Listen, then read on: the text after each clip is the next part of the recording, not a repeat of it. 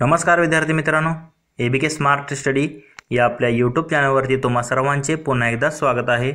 तर आपला महाराष्ट्र दुय्यम सेवा गट ब चा अराजपत्रित पूर्व परीक्षेचा दिनांक 24 मार्च 2019 साली झालेला आपला हा पेपर सुरू आहे। तर या अगोदर आपण याचे दोन भाग पाहिलेले आहेत, ज्यामध्ये आपण 50 प्रश्न कव्हर केलेले आहेत। तर त्याच पेपरचा आज आपण तिसरा भाग पाहणार आहोत, ज्यामध्ये आपण त्याचे पुढचे महत्त्वाचे असे 25 प्रश्न स्पष्टीकरणासहित पाहणार आहोत। तर हे प्रश्न तुमच्या येणाऱ्या परीक्षेसाठी अत्यंत उपयुक्त ठरणार आहेत कंबाईनच्या, त्यामुळे तुम्ही हा व्हिडिओ स्किप न करता पूर्ण बघा, तुमच्या मित्रांना देखील शेअर करा। चला तर आता डायरेक्ट आपण आपल्या प्रश्नांकडे वळूयात। पाहूया आजच्या या आपल्या भाग 3 मध्ये आपला हा प्रश्न पहिला। तर प्रश्न क्रमांक 51 तुम्ही इथे पाहू शकतात। 2011च्या जनगणनेनुसार महाराष्ट्राची एकूण लोकसंख्या किती होती? तर लक्षात घ्या, 2011ची जी जनगणना आहे तर ते तुम्हाला त्यावरती आपल्या भारताची असेल किंवा आपल्या महाराष्ट्राची असेल, त्यावरती तुम्हाला जे काही दिलेलं आहे जनगणनेनुसार सर्वात जास्त लोकसंख्या किंवा कमी लोकसंख्या किंवा लोकसंख्येची घनता हे सर्व तुम्हाला करून जायचं आहे। तर त्यावर तुम्हाला एक प्रश्न हमखास विचारला जातो या घटकावरती। तर 2011च्या जनगणनेनुसार महाराष्ट्राची लोकसंख्या जी आहे तर ती किती होती? तर ती ऑप्शन 1 मध्ये आपल्याला दिलेली आहे 11,23,74,333, म्हणजे 11.23 कोटी आपण असं म्हणतो, म्हणजे 11,23,74,333। म्हणजे ती सगळीकडे तुम्हाला 11 दिसत आहे, म्हणजे एक्झॅक्ट आकडा आता तुम्हाला इथे पाठ करावा लागेल। जे ऑप्शन 1 मध्ये दिलेलं आहे तेच आपलं योग्य आन्सर असणार आहे। आणि लोकसंख्या दृष्टीने आपलं महाराष्ट्र राज्याचा हा दुसरा क्रमांक लागतो। आणि पहिला जो क्रमांक आहे तर तो उत्तर प्रदेशचा होता 2011 नुसार। तर त्याची उत्तर प्रदेश राज्याची लोकसंख्या जवळपास 19 कोटीच्या आसपास होती। तर पुढील प्रश्न पाहूयात, प्रश्न क्रमांक 52। तर आता इथे एक नकाशा दिलेला आहे आपल्याला। तर वरील नकाशात महाराष्ट्रातील एक प्रशासकीय विभाग दाखवलेला आहे। तर खालीलपैकी कोणता प्रशासकीय विभाग आणि वर्तुळाने ओ दाखवलेला जिल्हा मुख्यालय बरोबर आहे? तर लक्षात घ्या, मॅप रीडिंग तुम्हाला अत्यंत महत्त्वाचं आहे। तर अख्खा महाराष्ट्राचा तुम्हाला नकाशा कोरा घ्यायचा आहे आणि त्यामध्ये तुम्हाला प्रशासकीय विभाग जे कोणते जिल्हे येतात त्यानुसार ते तुम्हाला हे असं डार्कमध्ये तुम्हाला वेगवेगळ्या कलरने भरून घेतलं तुम्ही, तर तुम्हाला अंदाज येईल की हा म्हणजे विभाग कोणता आहे किंवा विभागातील जिल्हा कोणता आहे। तर लक्षात घ्या, वरील जो विभाग आहे तर हा जो आहे तर तो छत्रपती संभाजीनगर विभाग आहे, ज्यामध्ये एकूण 8 जिल्हे आहेत। आणि इथे जर तुम्ही पाहिलं तर या ठिकाणी कोणता जिल्हा येतो? तर तो छत्रपती संभाजीनगर जिल्हा येतो, म्हणजे इथे ऑप्शन 3 मध्ये आपल्याला दिसत आहे छत्रपती संभाजीनगर विभाग आहे आणि तोच जिल्हा आहे छत्रपती संभाजीनगर, म्हणजे ऑप्शन 3 मध्ये दिलेला आपल्याला तेच आपले योग्य आन्सर असेल। तर पुढील प्रश्न, तर हा प्रश्न रद्द झालेला होता, आपण डायरेक्ट पुढचा प्रश्न पाहूयात, प्रश्न क्रमांक 54। तर हा जो प्रश्न होता तर तो पुळणे म्हणजे ज्याला आपण काय म्हणतो, म्हणजे बीच म्हणता ज्याला तुम्ही, तर ते बीच आणि त्या संबंधित जिल्ह्याची जोडे लावायची होती, तर हा रद्द झालता। तर आपण प्रश्न क्रमांक 54 पाहूयात।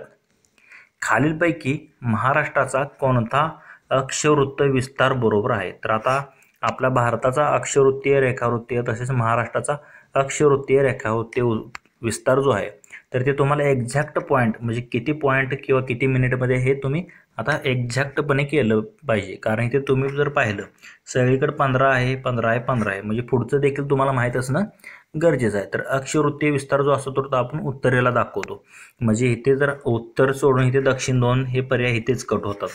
तर त्यापैकी तुम्ही जर पाहिलं तर 15 डिग्री 44 मिनिट उत्तर ते 22 डिग्री 6 मिनिट उत्तर हा जो आहे तर तो आपल्या महाराष्ट्राचा अक्षवृत्तीय विस्तार ज्याला आपण म्हणतो। तर हे पुढचं देखील तुम्हाला माहीत पाहिजे, तर हे जसे तसे तुम्हाला पाठ करायचंच आहे। तर पुढील प्रश्न पाहूयात, प्रश्न क्रमांक 55। महाराष्ट्रातील खालीलपैकी कोणती नदी खच दरीतून वाहते? म्हणजे खच दरीतून वाहणारी नदी आपल्याला इथे निवडायची आहे। तर लक्षात घ्या, 2 डोंगराच्या मधून म्हणजे असे मोठ्या डोंगरामधून जी नदी वाहते त्याला आपण खच दरीतून वाहणारी, म्हणजे इथे जर तुम्ही पाहिलं तर तापी जी नदी आहे तर ती जास्त प्रमाणातून जी आहे तर ती खच दरीतून वाहते, इथे डायरेक्ट ऑप्शन 4 जे आहे तर ते आपलं योग्य आन्सर असेल। तर खच दरीतून वाहणारी नदी म्हणले की तापी नदी, आणि तापी नदी जी आहे तर ती पश्चिम वाहिनी नदी आहे, हे देखील लक्षात ठेवा। गोदावरी कृष्णा या ज्या आहेत तर त्या पूर्व वाहिनी नद्या आहेत। पुढील प्रश्न पाहूयात, प्रश्न क्रमांक 56। तर काय दिले आपल्याला इथे, भारताच्या आयात भागीदार देशांची त्यांच्या 2016-17 वर्षातील आयात भागीदारीतील महत्त्वानुसार उतरत्या क्रमाने क्रमवारी लावा. तर आता इथून पुढचे जे 15 प्रश्न आहेत तर ते तुमच्या अर्थशास्त्र या घटकावरती आधारित आहेत. तर हा पहिला प्रश्न आहे, प्रश्न क्रमांक 56 म्हणजेच.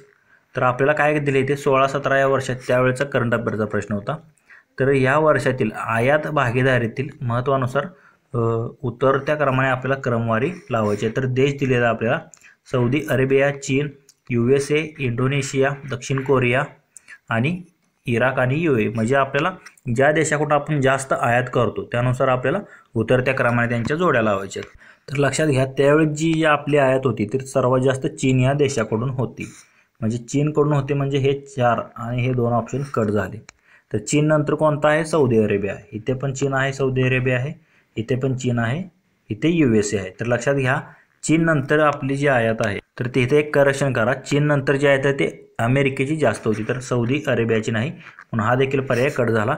सर्वात जास्त आयात चीनची होती, त्यानंतर USAची होती त्यावेळेस, त्यानंतर UAEचा तिसरा क्रमांक होता, त्यानंतर सौदी अरेबिया, इंडोनेशिया, दक्षिण कोरिया आणि मग शेवटी इराक. म्हणजे असे जे आहे तर ऑप्शन 3 मध्ये दिल्याप्रमाणे उतरता क्रम होता. म्हणजे महत्त्वाच्या आयात भागीदारीतील या देशांचा म्हणजे उतरता क्रम हे सर्वात जास्त आयात आपण चीनकडून केली होती दिलेल्या पर्यायापैकी. म्हणजे ऑप्शन 3 मध्ये दिले तेच आपला योग्य उतरता क्रम असेल. तर प्रश्न क्रमांक 57 तुम्ही इथे पाहू शकतात. जननी सुरक्षा योजना ही 100% केंद्राने प्रायोजित केलेली योजना आहे आणि त्यानुसार रोख मदत टिंब या बरोबर दिली जाते. तर कोणत्या कारणासाठी दिली जाते? तर आता इथे 4 पर्यायापैकी आपल्याला निवडायचं आहे. तर ही जी मदत आहे तर ती बाळंतपण आणि बाळंतपणानंतरची घ्यावयाची जी दक्षता असते तर त्यासाठी जी मदत दिली जाते. म्हणजे बाळंतपण आणि त्यानंतर जी दक्षता घ्यावयाची असते म्हणजे आईने, तर त्यासाठी ही मदत दिली जाते. तर ऑप्शन 2 मध्ये दिलेलं आहे आपल्याला तेच फक्त आपल्या या प्रश्नाचं योग्य आन्सर असेल, जननी सुरक्षा योजना याबाबत. तर पुढील प्रश्न पाहूयात. प्रश्न क्रमांक 58. थॉमस पिकेटीचे पुस्तक म्हणजे कोणतं होतं? कॅपिटल 2013 खालीपैकी कशाचे विश्लेषण करते? म्हणजे थॉमस पिकेटीचं हे जे पुस्तक आहे कॅपिटल 2013, तर खाली 4 आपल्याला ऑप्शन दिलेत. तर त्यापैकी कशाचं विश्लेषण केलेलं आहे ह्या पुस्तकामध्ये? तर लक्षात घ्या यामध्ये काय दिलेलं आहे? विकसित जगांमध्ये जी असमानता आढळते म्हणजे तीव्र असमानता म्हणतो तर त्याचा उदय कसा झाला? तर हे या पुस्तकामध्ये दिलेलं आहे.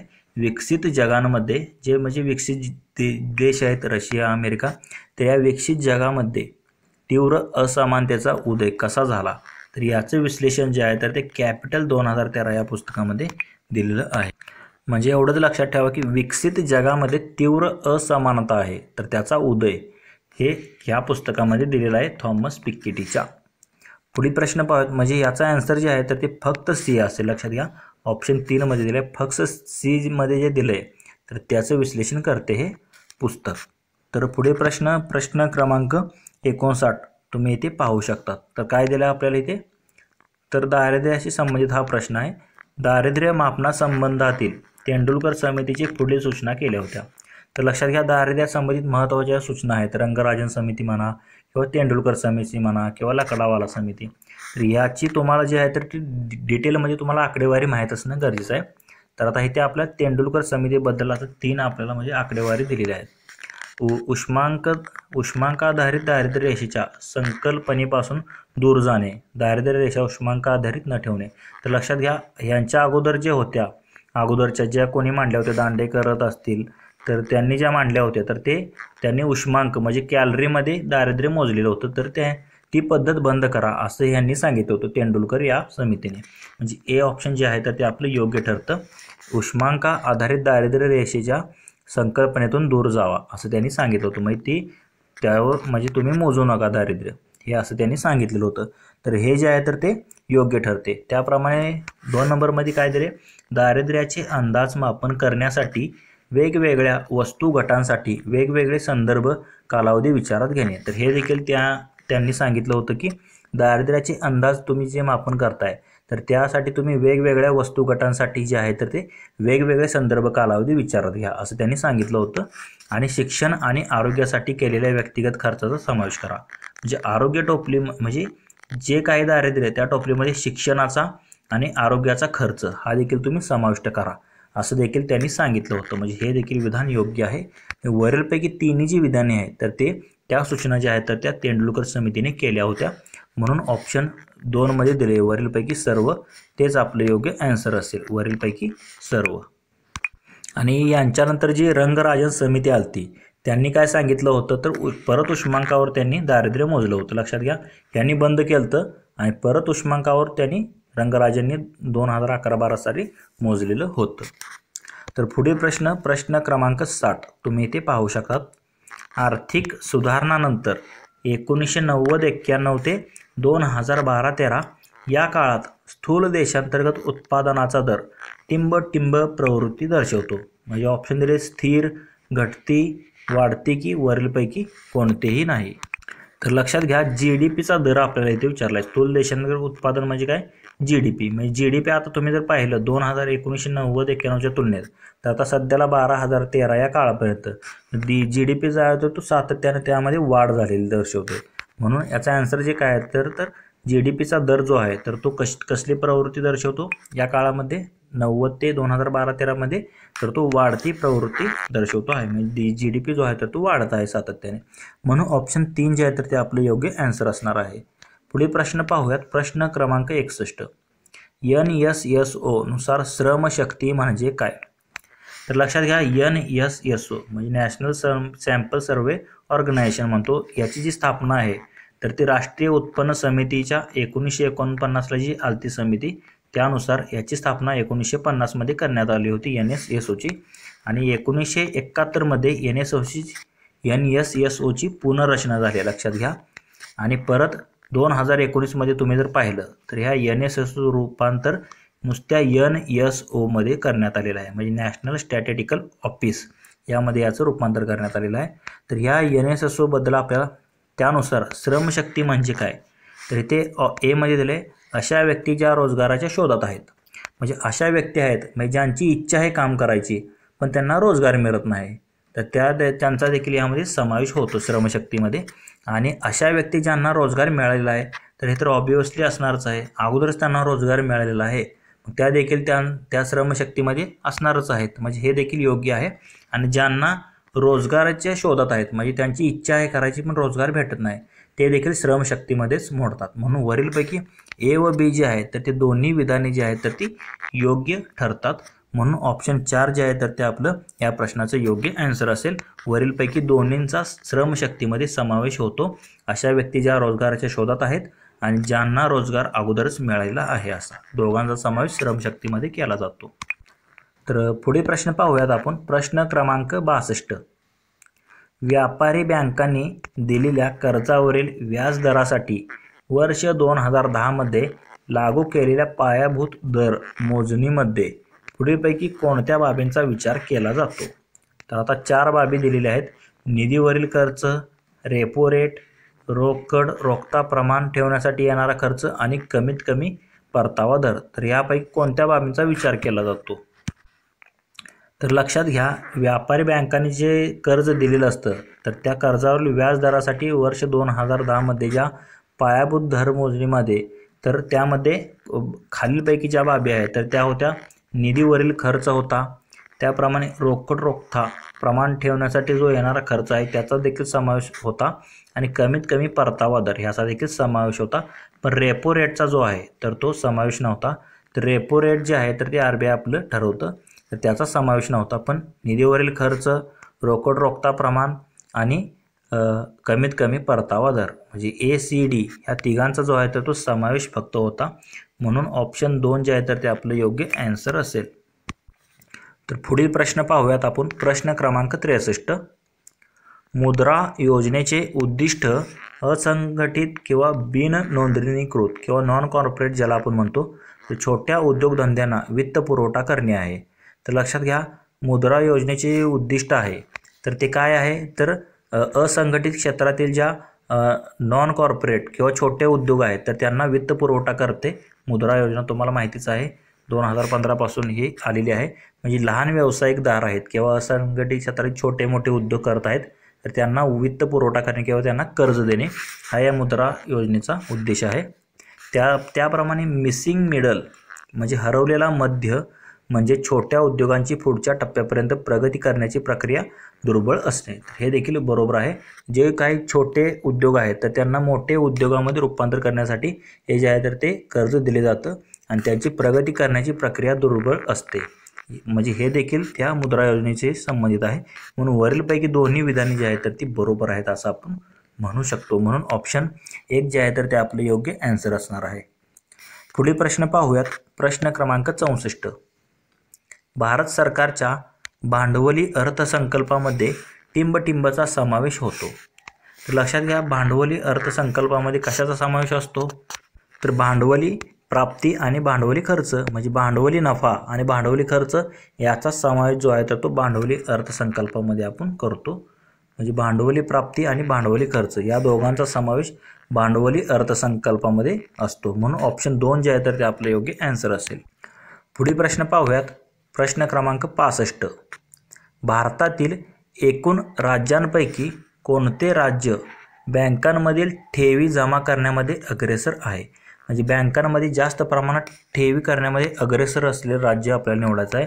तर ऑप्शन आहेत गुजरात, तमिळनाडू, पंजाब की आपले महाराष्ट्र.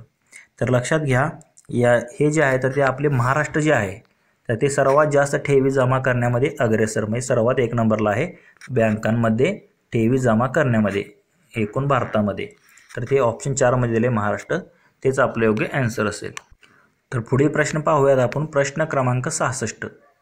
1983-84 ते 2011-12 या काळातील केंद्र सरकारच्या दायित्वांमध्ये कोणत्या देयता सर्वात अधिक होत्या? तर लक्षात घ्या, 1983-84 ते 2011-12 ह्याचा फक्त विचार करा. तर या काळात जे केंद्र सरकार होतं तर त्यांच्या दायित्वामध्ये देयता, म्हणजे सर्वात आर्थिक देयता जी आहे तर ती कशामध्ये अधिक होती? तर आपल्याला ऑप्शन दिलेले आहेत. बाह्य देयता, अंतर्गत कर्ज, रिझर्व्ह बँक निधी आणि ठेवी की अंतर्गत देयता. तर लक्षात घ्या, अंतर्गत देयता जी आहे तर ती याचं योग्य आन्सर असेल. कारण अंतर्गत देयता ही 1983 ते 2011-12 या काळातील केंद्र सरकारच्या म्हणजे जे देयता आहे तर त्यामध्ये सर्वात अधिक देयता जी होती तर ती अंतर्गत देयता होती. लक्षात घ्या. म्हणून ऑप्शन 3 जे आहे तर आपलं याचं योग्य आन्सर असणार आहे. त्यालाच आपण इंटरनल लिॲबिलिटीज म्हणतो. पुढील प्रश्न पाहूयात. प्रश्न क्रमांक 67. लिंग अंदाजपत्रक म्हणजे काय? तर आता लिंग अंदाजपत्रक आपल्याला इथे विचारलेलं आहे. तर लिंग अंदाजपत्रक आपण कशाला म्हणतो? ज्यामध्ये अधिक लिंग समान समाजासाठी वित्तीय तरतूद केलेली असते. इथे ऑप्शन 1 मध्ये दिलेला आहे. लिंग अंदाजपत्रक म्हणजे काय? तर अधिक लिंग समान समाजासाठी वित्तीय तरतूद, म्हणजे अधिक लिंग समान समाजासाठी वित्तीय तरतूद केलेली असते लिंग अंदाजपत्रकामध्ये. म्हणजेच ऑप्शन 1 आपलं योग्य आन्सर असणार आहे. पुढील प्रश्न पाहूयात. प्रश्न क्रमांक 68.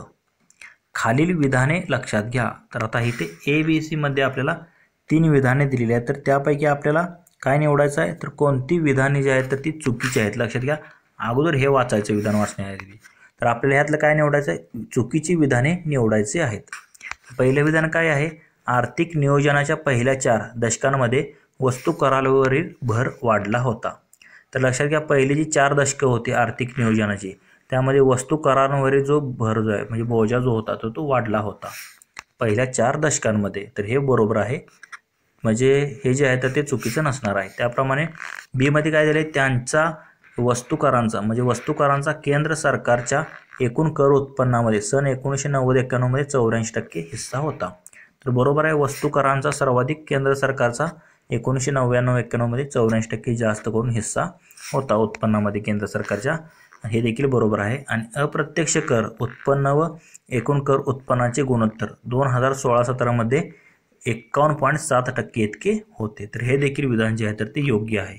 तर तिन्ही जी विधान योग्य आहेत तर आपल्याला चुकीची आहेत कोणती विचारलेलं आहे? म्हणजे वरीलपैकी कोणतेही विधान चुकीचं नाही असं आपण म्हणू शकतो. तर लक्षात घ्या, काही जण काय करतात, वरीलपैकी 3 आहेत बरोबर मग इथे वरीलपैकी सर्व पर्याय करून टाकतात. पण इथे आपल्याला विचारलं असं चुकीची कोणती आहेत. मग इथे जो वरील सर्व म्हणलं तर वरील सर्व चुकीचे आहेत का नाहीत? कारण वरील तिन्ही बरोबर आहेत. म्हणून वरीलपैकी कोणतेही चुकीचं नाही असा ऑप्शन 4 आपला योग्य पर्याय निवडावा लागतो. तर इथे मुले उत्तर योग्य काढतात पण टिक करताना हे सिली मिस्टेक करतात. तर अशा सिली मिस्टेक आपल्याला टाळायच्या आहेत. पुढील प्रश्न पाहूयात. प्रश्न क्रमांक 69. बिगर अनुसूचित बँका म्हणजे अशा बँका की ज्या भारतीय रिझर्व्ह बँक कायदा 1934च्या टिंब सूचीमध्ये समाविष्ट नाहीत. तर लक्षात घ्या, भारतीय रिझर्व्ह बँक कायदा 1914चा जो आहे तर त्यामध्ये कुठली जी सूची असते त्यामध्ये अनुसूचित म्हणजे ज्या सूचित बँका आहेत तर त्यांची लिस्ट दिलेली असते. तर ती आहे दुसरी सूची. तर ह्या दुसऱ्या सूचीमध्ये ज्या बँका समाविष्ट नाहीत त्याला आपण बिगर अनुसूचित बँका म्हणतो. म्हणजे अशा बँका ज्या RBIच्या 1934चा जो ॲक्ट होता त्याच्या सूचीमध्ये समाविष्ट नाहीत. कुठल्या दुसऱ्या सूचीमध्ये समाविष्ट नसलेल्या बँकांना बिगर अनुसूचित बँका असे म्हणतात. लक्षात घ्या, दुसऱ्या अनुसूचित ते दिलेलं आहे. म्हणजे ऑप्शन 1 आपलं याचं योग्य आन्सर असणार आहे. तर पुढील प्रश्न क्रमांक 70 तुम्ही इथे पाहू शकतात. मध्यावधी राजकोषीय सुधारणाचा अंतिम उद्देश काय होता? तर ऑप्शन दिलेत. कर्ज चिरस्थायी पातळीपर्यंत घटवणे, तर हा नव्हता. त्याप्रमाणे राजकोषीय तुटीत वाढ करणे हा देखील नव्हता. तर चालू खात्यावरील तूट कमी करणे हा जो आहे तर तो मध्यावधी राजकोषीय सुधारणांचा अंतिम उद्देश होता. काय होता?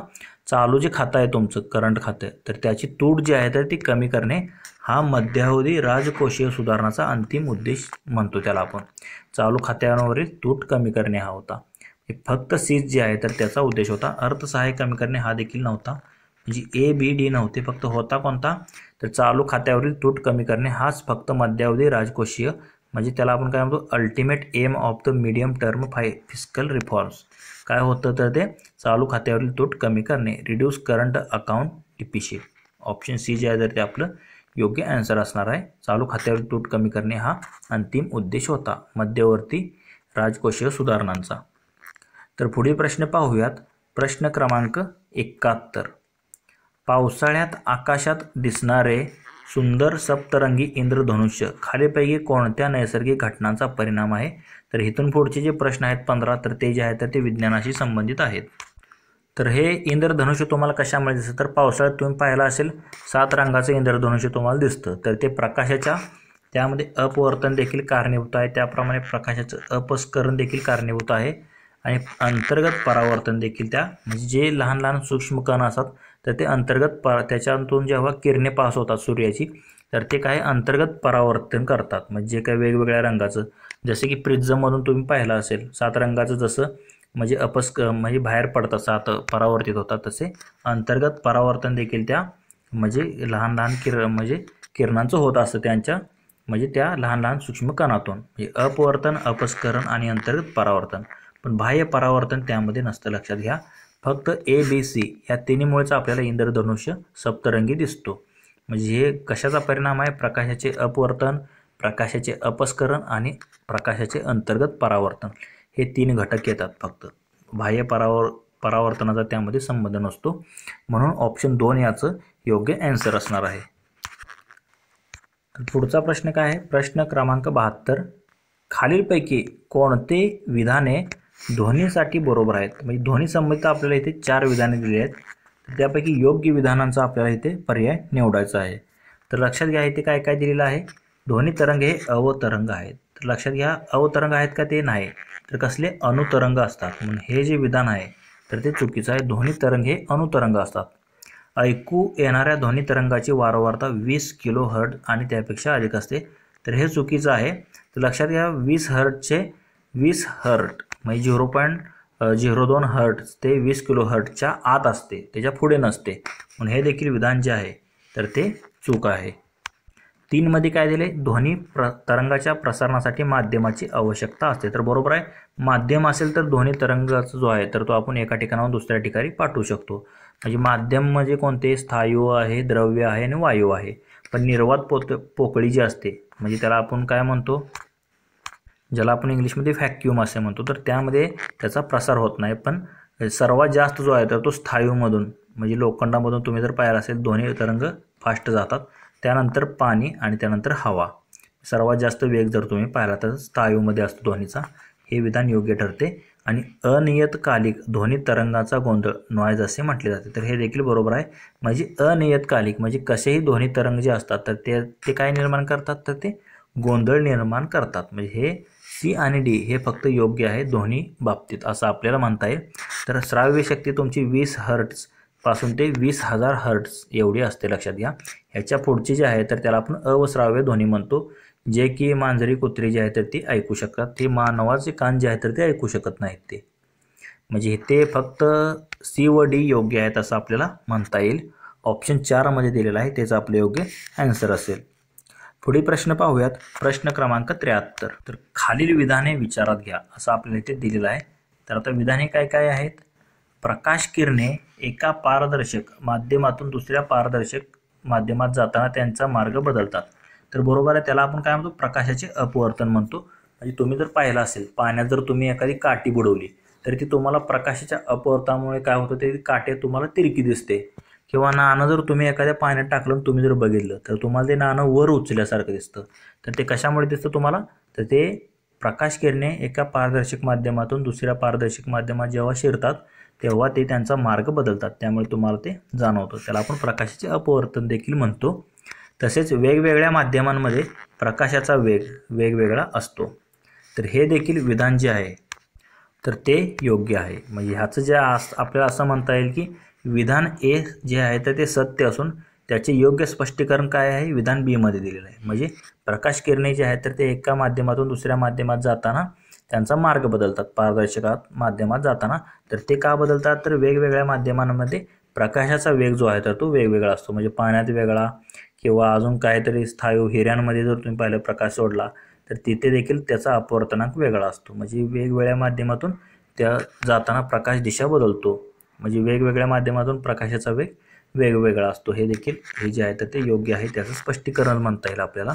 म्हणजे ऑप्शन 1 मध्ये दिलेलं आहे विधान ए सत्य असून ब त्याचे योग्य स्पष्टीकरण आहे. तर हे ते थोडा त्यांनी पर्याय असा द्यायला पाहिजे होता काही विधान ए व बी दोन्ही सत्य असून बी हे विधान एचं स्पष्टीकरण आहे. तर इथे बी मध्ये तुम्ही पाहू शकता स्पष्टीकरण नाही दिले, फक्त इथे आहे असं द्यायला पाहिजे होतं वर फक्त. तर हे जे आहे तर ते ऑप्शन 1 आपलं योग्य आन्सर असणार आहे. तर पुढे प्रश्न पाहूयात आपण. प्रश्न क्रमांक 74. तर काय दिले इथे? अणूच्या तिसऱ्या कक्षेत जास्तीत जास्त किती इलेक्ट्रॉन असू शकतात? तर लक्षात घ्या 2, 8, 18 आणि 32 हे जे आहे तर ते अणूच्या कक्षेत असणाऱ्या इलेक्ट्रॉनची संख्या असते. KLMN ज्याला आपण म्हणतो. KLMN कक्षा असतात. ते जे आहे तर ते आपण 2n वर्ग या सूत्राने काढतो कक्षा ह्या. तर लक्षात घ्या तिसऱ्या कक्षेत विचारले तर किती असतात? तर ते 18 इलेक्ट्रॉन असू शकतात जास्तीत जास्त. आणि चौथ्या म्हणलं तर 32. म्हणजे 2n वर्ग हे सूत्र तुम्ही लक्षात ठेवा. पहिली कक्षा असेल तर 2 गुणिले 1 चा वर्ग म्हणजे 2. दुसरी कक्षा असेल तर 2 गुणिले 2 चा वर्ग म्हणजे 4 दुनी 8. 2, 8, 18, 32 असे असतात. हे तुम्ही लक्षात ठेवा 2n या सूत्रात. तिसरी म्हटले म्हणजे 3 चा वर्ग 9 दुनी 18. तिसऱ्या कक्षेत 18 इलेक्ट्रॉन असू शकतात. ऑप्शन 2 जे आहे तर त्याचं योग्य आन्सर असणार आहे. पुढील प्रश्न पाहूयात. प्रश्न क्रमांक 75.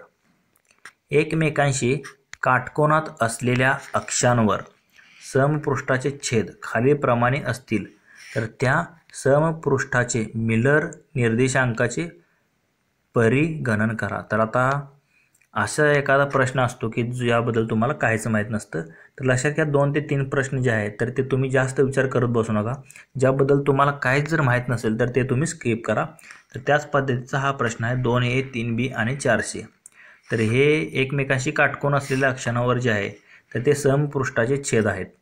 तर त्या समपृष्ठाचे मिलर निर्देशांक आपल्याला इथे काढायचे आहेत. तर याचं जे आन्सर आहे तर ते ऑप्शन 1 मध्ये दिलेलं आहे. 6, 4, 3 जे आहेत तर त्या समपृष्ठाचे आहेत तर ते मिलर निर्देशांक असणार आहेत. ऑप्शन 1 हे त्याचं योग्य आन्सर असेल. 6, 4, 3. तर हे जे आहे तर ते कसे काढतो आपण? तर आता इथे 2A, 3B आणि 4C दिले. तर आता इथल्या संख्या कोणत्या आहेत? त्या 2 आहे, 3 आहे आणि 4 आहे. तर ह्यांचा काय करायचा? लसावी काढायचा. लसावी किती येतो 2, 3, 4चा? तर तो येतो 12.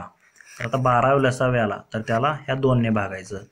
म्हणजे 12 2ने भागलं तर 6 येतं. त्याप्रमाणे 3ने भागायचं आणि 4ने भागायचं. 3ने भागितलं का 4 येतं आणि 4ने भागलं का किती येतं? 3 येतं. म्हणजे 6, 4, 3 हे तुम्हाला आन्सर भेटतं.